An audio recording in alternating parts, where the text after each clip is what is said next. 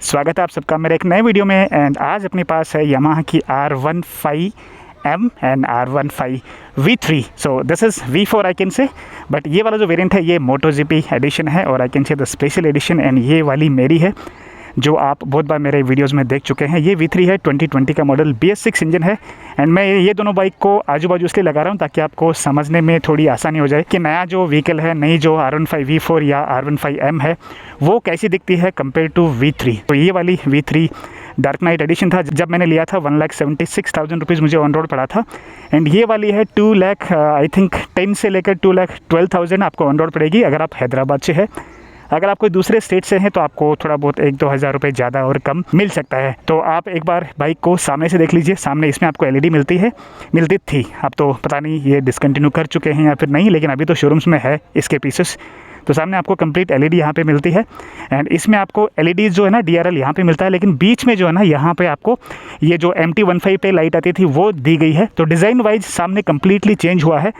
Mirrors आपको same मिलते हैं जो इस पे मिलते थे। एट द सेम टाइम जो नंबर प्लेट वगैरह है वो सेम जगह पे आपको लगानी पड़ेगी दोनों ही बाइक में। ये तो मैंने लगा चुका हूँ, और इस पे अगर आपको लगाना तो यहाँ पे आपको नंबर प्लेट लगाना पड़ेगा। बाकी आपको जुगाड़ कुछ करना है यहाँ लगाने का वो भी आप कर सकते हैं। जो विंडशील्ड है मैंने आफ्टर मार्केट लगाई है, तो इसकी जो विंडशील्ड है ये थोड़ी छोटी है। अगर मैं इससे कंपेयर करूँ, इसका जो विंडशील्ड है इसको थोड़ा लंबा कर दिया गया है, जिसकी वजह से क्या आपको एरोडायनामिक्स भी अच्छा मिलेगा। मिरर्स है सेम है। आपको एक बार इसकी हेडलाइट भी ऑन करके दिखा देता हूँ।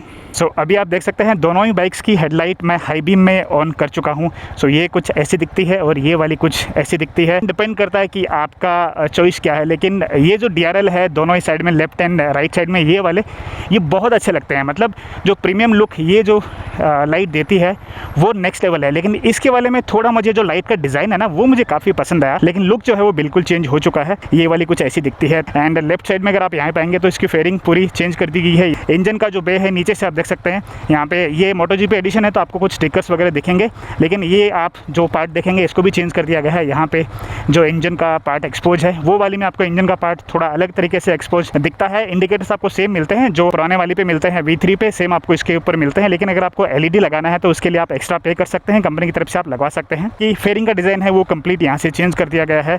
ये यहाँ पे वेंट्स दिए गए हैं, काफ़ी बड़े वेंट्स यहाँ पे दिए गए हैं ताकि आपको ज़्यादा एरोडायनामिक्स मिल सके। फुटपैक्स जो है ना वो सेम जगह पे दिए गए हैं, लेकिन आप सीट पे बैठने के बाद में आपको ऐसा लगेगा कि थोड़ा रियर सेट है। That is all because of the seats. इसका जो एग्जॉस्ट है वो भी चेंज कर दिया गया है। जो हीट शील्ड है इसको सिल्वर और ग्रे मैं कह सकता हूँ, जो कंपनी बोलती है ग्रे कलर, लेकिन ये सिल्वर है। तो इसके ऊपर हीट शील्ड इतनी लंबी दी गई है। बाकी ये वाले पे आप देखोगे तो हीट शील्ड ये ऐसी कुछ डिज़ाइन की दी जाती थी। बारिश हुई थी यहाँ पे तो थोड़ी बहुत बाइक गंदी हो चुकी है। तो इसका एग्जॉस्ट भी थोड़ा चेंज कर दिया गया है। पहले आपको इसके एग्जॉस्ट की साउंड सुनाता हूँ मैं। अब ये वाली की एग्जॉस्ट साउंड सुन लीजिए आप।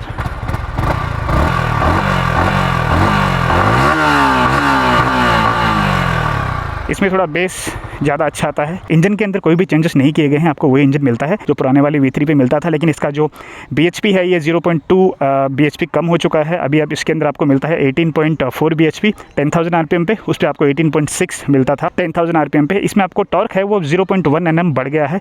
एंड इसका जो टॉर्क जनरेट होता है वो 14.2 Nm 7,500 RPM पे जनरेट होता है।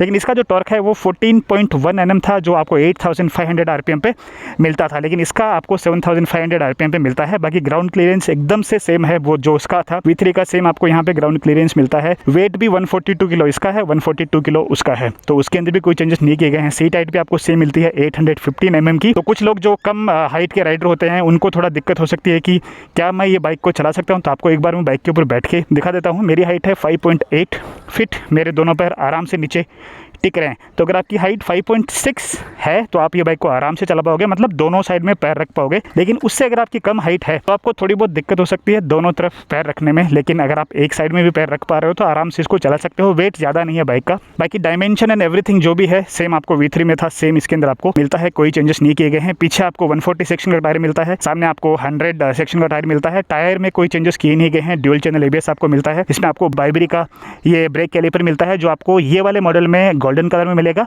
एंड जो दूसरे मॉडल्स है उसमें आपको मिलेगा ब्लैक कलर का। एंड इसमें R15M जो सिल्वर कलर का है, ग्रे कलर का है, उसके अंदर आपको ये फिर से गोल्डन कलर का मिलेगा। सामने सस्पेंशन कंप्लीटली चेंज कर दिया गया है। इसके अंदर आपको टेलीस्कोपिक मिलता था, इसके अंदर आपको KYB, यहाँ पे अगर आप अंदर देखेंगे तो KYB यहाँ पे लिखा गया है, तो ये अपसाइड डाउन फोक्स है USD। एंड इसमें क्या होता है कि आपको हाई स्पीड स्टेबिलिटी अच्छी मिलती है। जब आप ट्रैक पे इसको लेके जाते हो वो टाइम पे आपको काफ़ी अच्छा कॉन्फिडेंस मिलता है। जब आप ब्रेक वगैरह मारते हो सडन अगर आपको ब्रेक मारना है तो जो कॉन्फिडेंस आपको आता है बाइक के ऊपर वो काफ़ी अच्छा होता है। लेकिन थोड़ा बहुत इसका मेंटेनेंस जो है ना थोड़ा ज़्यादा रहता है। ड्यूल चैनल बेस मिलता है आपको, 282 mm का डिस्क ब्रेक सामने है, 220 mm का डिस्क प्लेट पीछे है। सेम आपको V3 पे मिलती थी, उसके अंदर कोई चेंजेस नहीं किए गए हैं। टैंक आपको 11 लीटर का मिलता है, उसका भी 11 लीटर का था एंड इसका भी 11 लीटर का है। अब जो टैंक का डिज़ाइन है वो मेरे हिसाब से कंप्लीट चेंज ही हो चुका है, आप देख सकते हैं। एंड जो पार्ट्स की क्वालिटी है वो भी बहुत ज़्यादा प्रीमियम दिखती है और मुझे लगता है कि बेटर क्वालिटी है अगर मैं इससे कंपेयर करूं। इसमें अगर आप देखेंगे तो ये देखिए, ये देखो पार्ट्स, एंड इसमें अगर आप देखेंगे तो जो पार्ट्स की क्वालिटी है ये काफ़ी अच्छी है। एंड जो ओवरऑल बिल्ड क्वालिटी है मुझे लगता है कि V3 से काफ़ी ज़्यादा इंप्रूव हुई है। जो फेयरिंग है उसको भी काफ़ी स्टडी मतलब स्ट्रॉन्ग बनाया गया है। जैसे रेस पे जाते हो या फिर नॉर्मल राइड वगैरह करते हो तो कभी आपको ऐसा लगेगा नहीं कि फेयरिंग से कोई आवाज़ आ रही है, यहाँ से कोई किट-पिट साउंड आ रही है। वो तो इसके अंदर भी नहीं आती थी, लेकिन ये जो आप देखिए अगर आप ऐसा टच भी करोगे तो भी अंदर ये जाएगा। एंड यहाँ पर अगर आप देखोगे तो ये देखो, तो इसके वाले में है ना वो क्वालिटी का इशू बिल्कुल भी नहीं रहेगा। आप देख सकते हैं ये बहुत ही स्ट्रॉन्ग फील होता है। तो ये वाला जो है ना MotoGP एडिशन है, तो आपको यहाँ वहाँ स्टिकर्स देखने को मिलेंगे मॉन्स्टर एनर्जी के। ये साइड में आप देख सकते हैं, यहाँ पे भी आप देख सकते हैं। पीछे की तरफ कोई चेंज नहीं किया गया है। सेम आपको यहाँ पे इंडिकेटर मिलते हैं, अगर आप इनको LED कराना चाहे तो आप कंपनी से करा सकते हैं। सीट जो है ना कंप्लीट चेंज हुई है। इसका सीट का जो कुशनिंग है वो भी काफ़ी अच्छा दिया गया है अगर मैं कंपेयर करूँ V3 से। इसके नीचे आपको बैटरी मिलती है, यहाँ पे आपको लॉक दिया गया है। अगर आपको बैटरी वगैरह निकालना है तो सीधा आप क्या कर सकते थे, चाबी लेके इसको खोल के निकाल सकते थे। लेकिन अभी जो नई वाली है उसके अंदर आपको ये ऑप्शन जो है की का वो निकाल दिया गया है। अगर आपको बैटरी वगैरह निकालना है या फिर ये सीट को निकालना है तो आपको ये सीट को खोलना पड़ेगा। यहाँ पे 2 स्क्रूज लगे हैं उनको निकालना पड़ेगा, उसके बाद में ही आप इसको निकाल पाओगे। इसका जो गियर बॉक्स है ये सेम है, लेकिन इसके अंदर आपको क्विक शिफ्टर मिलता है। क्विक शिफ्टर आपको 2 ही मॉडल में मिलेगा, एक तो R15M में एंड एक जो R15 V4 है उसमें जो ब्लू कलर है उसके अंदर आपको क्विक शिफ्टर मिलेगा। बाकी जो दूसरे मॉडल है ब्लैक एंड ब्लू उनमें आपको एडिशनल पे करना पड़ेगा। इसके बाद में अगर हम बात करें इसके सिस्टम कंट्रोल की, तो सिस्टम कंट्रोल कंप्लीट चेंज कर दिया गया है। ये हमने बाइक कल ही ली थी, तो ये फर्स्ट बाइक है हैदराबाद की। तो सिस्टम कंट्रोल कुछ ऐसा दिया गया है। इसके अंदर आपको हर एक चीज़ देखने को मिलती है। एक बार फिर से आपको मैं दिखा देता हूँ, ये साइड में आप ध्यान दीजिए, यहाँ पे कॉल का, मैसेज का, यहाँ पे देख सकते हैं इंडिकेशन यहाँ पे आपको मिलेगा। तो स्क्रीन कुछ ऐसी दिखती है। यहाँ पे ऊपर आपको गियर पोजीशन इंडिकेटर मिलता है। इसमें आपको 2 राइडिंग मोड मिलते हैं। वो राइडिंग मोड सिर्फ एंड सिर्फ डिस्प्ले के लिए है, इंजन पे इसका कोई इम्पैक्ट नहीं है। ऐसा नहीं है कि आप स्ट्रीट में चलाओगे तो आपको कम पावर मिलेगी, ट्रैक पे चलाओगे तो आपको ज़्यादा पावर मिलेगी। तो यहाँ पे अगर आप देखेंगे तो ये RPM लिमिट दी है, ये स्ट्रीट मोड में है। अगर इसको मैं शिफ्ट करता हूँ जो इसका ट्रैक मोड है तो उसमें आपको RPM लिमिट है वो 6000 RPM से मिलेगी। यहाँ पे आपको 1000 से मिल रहा है, उसके अंदर आपको 6000 RPM से मिलेगी। एंड नीचे आपको यहाँ पे स्पीड देखने को मिलती है। यहाँ पे बैटरी का वोल्टेज कितना है वो यहाँ पे दिखा रहा है, कितना किलोमीटर बाइक चल चुकी है वो यहाँ पे दिखा रहा है। राइट हैंड साइड में आपको पेट्रोल का इंडिकेशन है एंड ऊपर आपको क्लॉक दी गई है। नीचे ये जो बटन आपको दिख रहा है ये यूज़ करके आप डिफरेंट ऑप्शंस के बीच में आप इसको टॉगल कर सकते हो। यहाँ पे ट्रैक्शन कंट्रोल, इसके अंदर आपको ट्रैक्शन कंट्रोल भी मिलता है, बाय डिफ़ॉल्ट स्टैंडर्ड है। साथ ही साथ आपको इसके अंदर ब्लूटूथ मिलता है। ब्लूटूथ आप कनेक्ट कर सकते हो अपने फ़ोन के साथ। यामाहा की वाई कनेक्ट जो एप्लीकेशन है वो आप डाउनलोड कर सकते हो, अपने फ़ोन को पेयर इसके साथ कर सकते हो। कूलेंट है उसका टेम्परेचर भी दिखाएगा। उसके बाद में ट्रैक मोड, एवरेज वगैरह आपको दिखाएगा कितना एवरेज बाइक दे रही है। लैप टाइम, ये ट्रैक्शन कंट्रोल ऑन है उसका भी यहाँ पे आपको इंडिकेशन मिलेगा। एंड बैटरी का इंडिकेशन जो वोल्टेज है उसका मैंने आपको बता दिया है। अब आप देखेंगे जैसे मैंने इसको ट्रैक मोड में शिफ्ट किया है तो 6000 RPM से ये आपको RPM लिमिट दिखाएगा। ऊपर ट्रैक लिखा गया है, नीचे आपको लैप टाइम, लेटेस्ट वो सब दिखाई देगा, फास्टेस्ट कितना लैप टाइम हुआ है एंड लेटेस्ट। तो ये सब चीज़ आपको ट्रैक मोड में देखने को मिलेगी। क्लच आपको पता ही है, सेम आपको क्लच मिलता है, स्लीपर एंड असिस्ट क्लच। जो क्वालिटी है जो स्विचेस की वो सेम आपको जो V3 पे मिलती थी। आपको एक एक्स्ट्रा बटन यहाँ पे दिया है, एक तो ये जो स्क्रीन है उसके ऊपर जो ऑप्शन है उनको टॉगल करने के लिए इंजन स्टार्ट स्टॉप का बटन है वो भी थोड़ा डिफरेंट दिया गया है। एंड हैंडल बार थोड़ा रेज़ कर दिया गया है, मेरे हिसाब से 10 से 15 mm ऊपर कर दिया गया है। दैट इज़ ऑल बिकॉज ये जो क्लिपॉन्स है यहाँ पे इनको थोड़ा ऊपर डिज़ाइन दे दिया गया है। आप एक बार इसके देख लीजिए एंड फिर आपको मैं V3 का दिखा देता हूँ। V3 वाला ये जो डिज़ाइन है एकदम से फ्लैट है, तो ये वाला जो पार्ट है इन्होंने जो R15M है और V4 है उसके अंदर ऊपर की तरफ दिया है ऐसा, तो उसकी वजह से क्या है हैंडल की हाइट है थोड़ी ऊपर हो चुकी है एंड हैंडल बार जो है थोड़ा वाइड दिया गया है। बहुत होगी बातें, अब इसको लेके चलते हैं राइड पे एंड वीडियो थोड़ा लंबा हो सकता है तो मैं आपसे रिक्वेस्ट करता हूँ कि वीडियो को आप पूरा देखिए।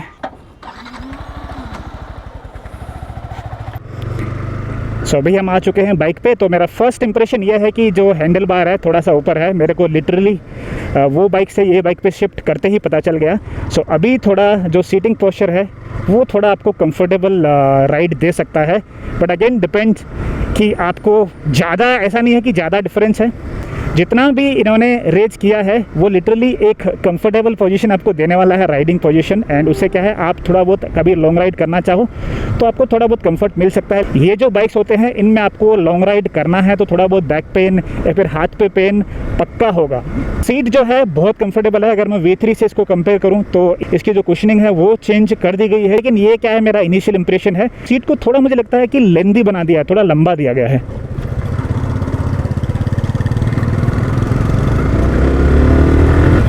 इसमें जो क्लच लीवर का पुल है वो काफ़ी स्मूथ है, सेम आपको V3 में देखने को मिलता है। इसमें आपको स्लीपर एंड असिस्ट क्लच मिलता है। असिस्ट का मतलब ये है कि जब आप राइड करते हो इसको ट्रैफिक में तो वो टाइम पे आपको बार बार जब क्लच दबाने की ज़रूरत पड़ती है वो टाइम पे आपको उंगलियों में हाथ में दर्द नहीं होता है। जब V3 लॉन्च हुई थी वो टाइम पे इसमें आपको स्लीपर एंड असिस्ट क्लच दे दिया गया था, तो सेम चीज़ आपको इस पर भी मिलती है। एंड मुझे लगता है कि बाइक नई है इसलिए ये गियर बॉक्स इतना स्मूथ है, या फिर ऐसा मुझे लग रहा है गियर बॉक्स जो है वो काफ़ी स्मूथ है। इसके अंदर आपको क्विक शिफ्टर मिलता है। क्विक शिफ्टर का मतलब ये है कि अभी आप देखो मैं एक बार डाउन शिफ्ट करता हूँ, मैं अभी 3rd गियर में हूँ तो मैं क्लच नहीं दबा रहा हूँ, बिना क्लच दबाए अप शिफ्ट कर रहा हूँ, देखो ईजिली हो रहा है। एंड बिल्कुल भी मुझे पता नहीं चल रहा है, थोड़ा सा मुझे है ना उसको ऊपर उठाना पड़ता है एंड अपने आप शिफ्ट हो रहा है। देखो 6th गियर में हूँ, लेकिन डाउन शिफ्ट करने के लिए मुझे है ना क्लच को यूज़ करना पड़ेगा। तो एक बार मैं 3rd गियर में करता हूँ एंड फिर आप देखिए कैसे अप शिफ्ट होता है। ये देखो मैं बिल्कुल भी हाथ नहीं लगा रहा हूँ, मेरा हाथ यहाँ पे है। 5th gear, 6th gear, ultra smooth, बहुत स्मूथ है। मैं एक बार इसका मोड चेंज करता हूँ, अभी ट्रैक मोड में चल रही है तो RPM आपको 6000 RPM से दिखेगा। एंड एक चीज़ और मुझे फील हुआ है कि ये जो बाइक है V3 से कंपेयर करूँ तो थोड़ा मुझे फ्रंट है ना वो थोड़ा हैवी फील हो रहा है। आई डोंट नो, हो सकता है कि जो सस्पेंशन है उसकी वजह से, और हो सकता है कि एकदम से नई बाइक है मेरे लिए।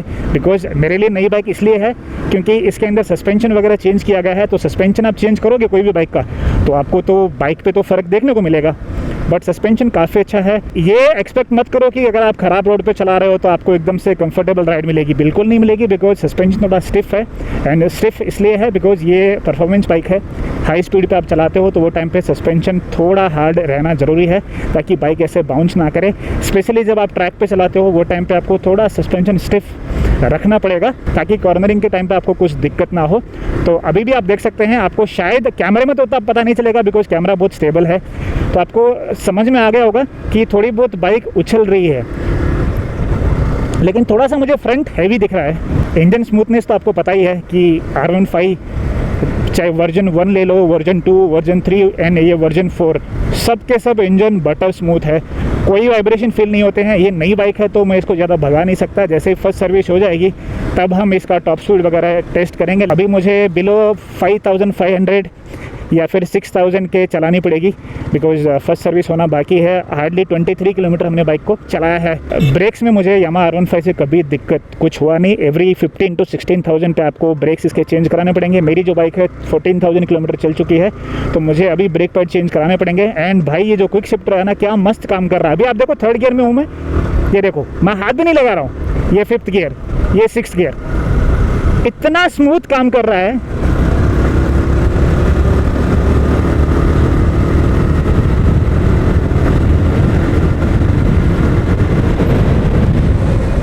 ओ भाई आप हाई स्पीड पे ले जाके थोड़ा ब्रेक मारोगे ना, तभी आपको फील होगा कि ये सस्पेंशन क्या काम करता है। इतना इजीली बाइक रुक रही है, आपको ऐसा लगता नहीं कि अरे लेफ्ट जा रही है बाइक, अरे बाइक राइट जा रही है। जहां आपको रोकना है और बाइक कॉन्फिडेंस के साथ रुकती है। कभी कभी क्या होता है 100 की स्पीड पे होते हो और सडनली सामने कोई आ गया, आप अचानक से ब्रेक मारते हो तो गाड़ी कभी लेफ्ट भाग जाती है, कभी राइट भाग जाती है। लेकिन ये सस्पेंशन जो है ना, वो टाइम पे आपको बहुत काम आएगा। मैं बार बार क्लच दबा के इसलिए शिफ्ट कर रहा हूँ बिकॉज मुझे आदत पड़ चुकी है V3 चलाने की, जिसमें आपको क्लच के साथ शिफ्ट करना पड़ता है। लेकिन इसमें बहुत ईजी है यार, मैं बार बार इसके बारे में बात कर रहा हूँ बिकॉज मज़ा आ रहा है इसको बिना क्लच के आप शिफ्ट करते हुए।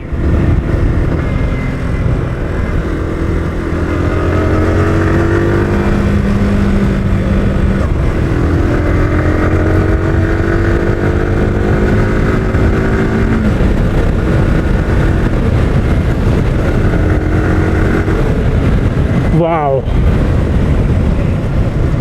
इसका जो एग्जॉस्ट का साउंड है चेंज हुआ है। अभी चलाने के टाइम पे पता चलता है कि एग्जॉस्ट का साउंड है वो चेंज हुआ है। मेरे वाली बाइक में थोड़ा आपको कम बेस मिलता है, लेकिन इसके अंदर जो साउंड आ रहा है वो थोड़ा ज़्यादा बेस ही आ रहा है। वो एक तो तीखा होता है और ये वाला बेस वाला है। वैसे तो जो BS6 इंजन आए थे तब से जो इंजन का स्मूथनेस है वो काफ़ी अच्छा हो गया है। एट द सेम टाइम जो एग्जॉस्ट नोट है वो भी काफ़ी स्मूथ हो चुका है, लेकिन आपको बेसी साउंड मिलता है जो इसके अंदर मुझे लगता है कि थोड़ा बहुत चेंज है अगर मैं V3 से इसको कंपेयर करूँ। मुझे ऑलवेज मिरर्स के साथ इश्यू रहता है बिकॉज इसके मिरर्स क्या है, अगर आप आपकी तरफ थोड़ा कर लोगे तो एग्जैक्टली राइट हैंड साइड में, मतलब थोड़ा आपके पीछे राइट में कौन आ रहा है बिल्कुल नहीं दिखेगा।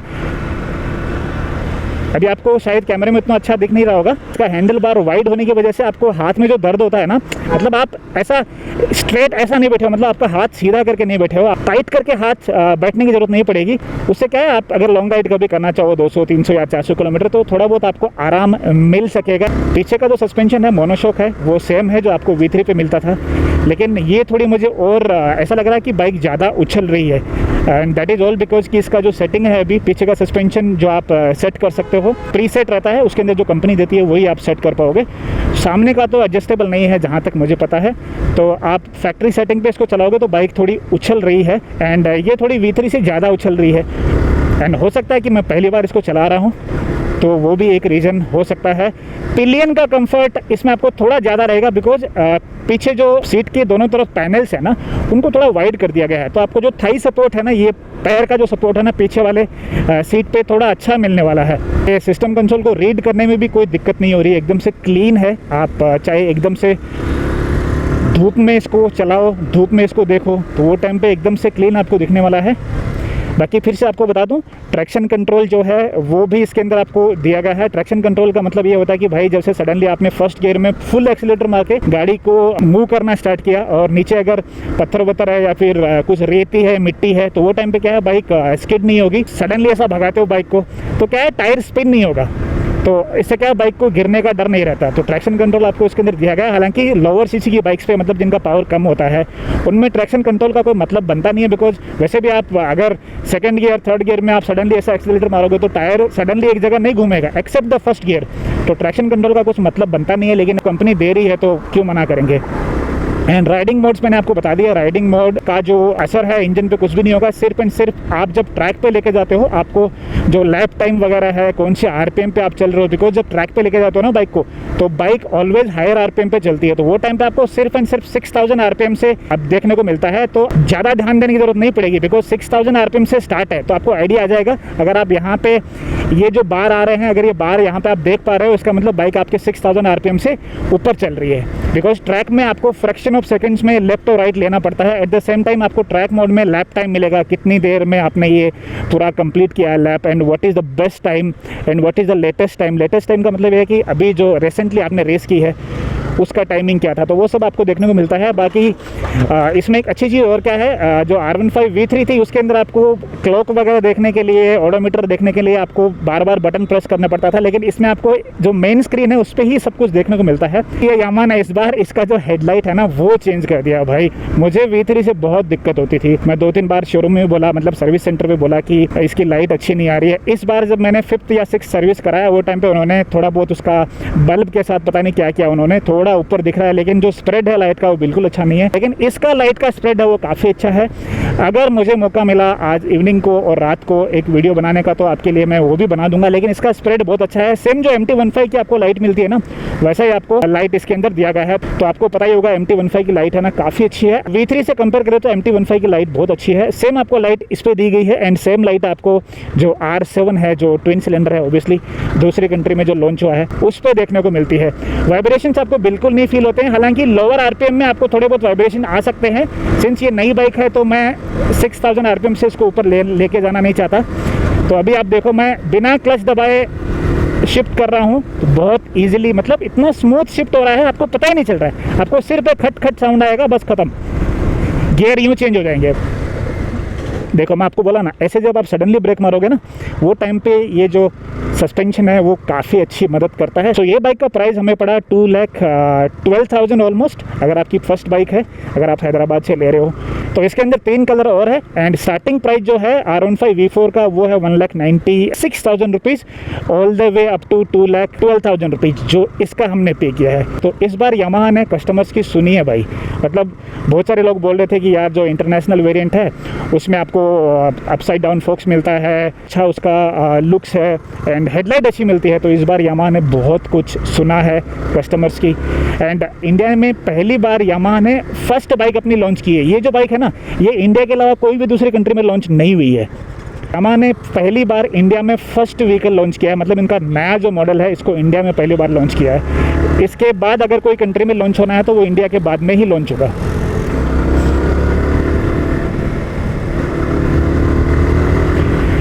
जैसे मैंने आपको बताया कि जो इसका BHP है वो 0.2 PS कम हुआ है एंड इसका जो टॉर्क है वो 0.1 Nm ज़्यादा हुआ है।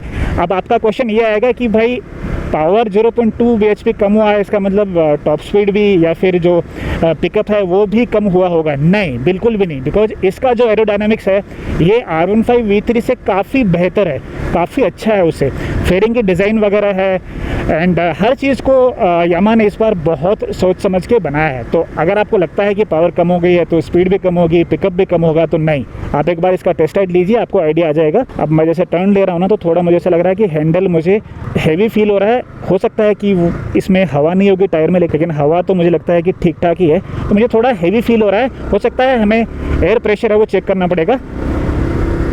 तो पावर वगैरह का कोई टेंशन आपको नहीं रहेगा, ये ज़्यादा ही स्मूथ फील होगी, ये ज़्यादा ही पावरफुल आपको फील होगी and that is all because of the aerodynamics. जिस तरीके से इसको बनाया गया है उस हिसाब से अगर देखें तो ये थोड़ी ज़्यादा आपको पावरफुल फील होगी एंड स्पेशली ट्रैक के लिए आपको ऐसे इससे नीचे झुक के चलाने में ज़्यादा आसानी होगी बिकॉज टैंक का डिज़ाइन है वो इस बार इन्होंने रेस जो है और ट्रैक को ध्यान में रख के बनाया है।